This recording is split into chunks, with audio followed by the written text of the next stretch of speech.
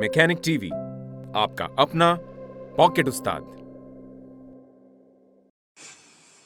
Hello friends, तो चलिए आज हम लोग स्टार्ट करने वाले हैं एक नया प्रैक्टिकल जो कि है डियो के ऊपर। तो जैसा कि होंडा डियो बाइक है हमारे पास और इस पे हम इलेक्ट्रिकल प्रॉब्लम्स को सॉल्व करेंगे, जैसे कि मैग्नेटो से पावर आउटपुट मिल रहा है या नहीं, सीडीआई को पल्सर कॉइल करंट सेंड कर पा रहा है या नहीं, इसके अलावा अगर बैटरी में कुछ लीकेज है तो उसका भी हम पता लगाएंगे।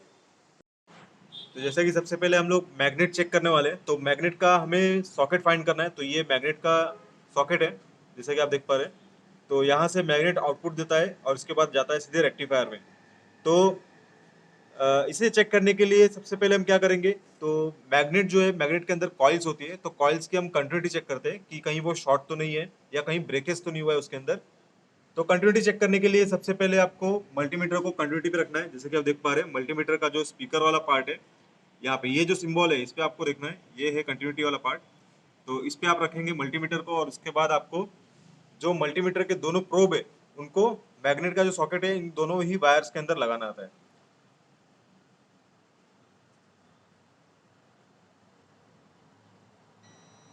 तो जैसा कि आप देख रहे हैं यहाँ पर बीप बज रही है, तो इसका मतलब है कि इसमें कंटिन्यूटी है और कॉइल कहीं से भी ब्रेक नहीं हुई है और वो बराबर मैग्नेटिक फील्ड क्रिएट कर रही है।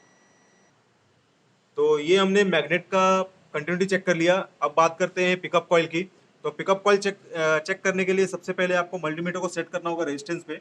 तो जैसे कि हम इसे रेजिस्टेंस पे सेट करेंगे 2000 पे, ठीक है। और इसके बाद हम मल्टीमीटर के दोनों ही प्रोब्स को कनेक्ट करेंगे पिकअप कॉइल का वायर जो है उस पे। तो पॉजिटिव वायर जो है वो पिकअप कॉइल की वायर पे, मतलब जो ब्लू और येलो कलर का वायरिंग है उस पे, और जो नेगेटिव मल्टीमीटर का नेगेटिव प्रोब है उसको आप मैग्नेट की किसी भी पिन में कनेक्ट कर सकते हैं। और वहां पर आपको रीडिंग जो है वो कुछ ये देखने मिलेगी, जो कि है 246 की। तो हमने गाड़ी चालू करके छोड़ दिया है और यहाँ पे आप देखेंगे जो वोल्टेज है वो धीरे धीरे बढ़ रहा है।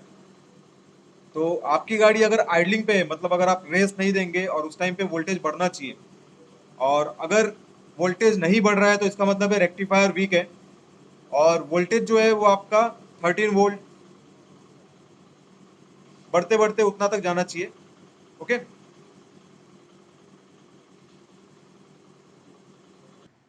तो जैसा कि हमने गाड़ी चालू करके चेक किया कि रेक्टिफायर बराबर है या नहीं। अगर रेक्टिफायर रेगुलेटर या आप उसको चार्जर बोलते हैं, अगर वो बराबर नहीं होगा तो आपको उसको रिप्लेस करना पड़ेगा, ठीक है।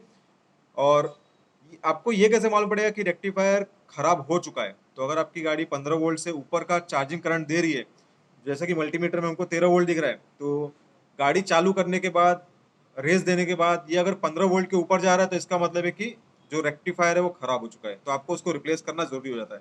अगर आप उसे रिप्लेस नहीं करेंगे तो वो बैटरी को डैमेज कर देगा, बैटरी फूक जाएगी। अब हम बात कर रहे हैं एक और टेस्टिंग की, जिसको बोलते हैं बैटरी लीकेज टेस्ट।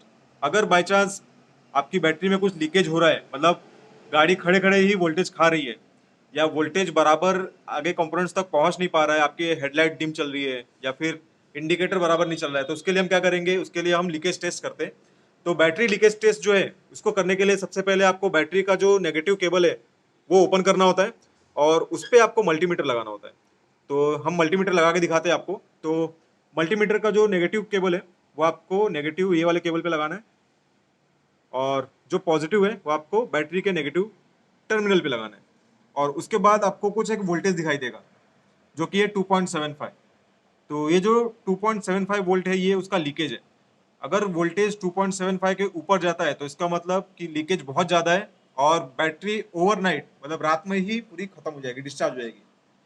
तो लीकेज ज़्यादा नहीं होना चाहिए। ऐसे और भी वीडियोस देखने के लिए गूगल प्ले स्टोर से मैकेनिक टीवी ऐप डाउनलोड करें।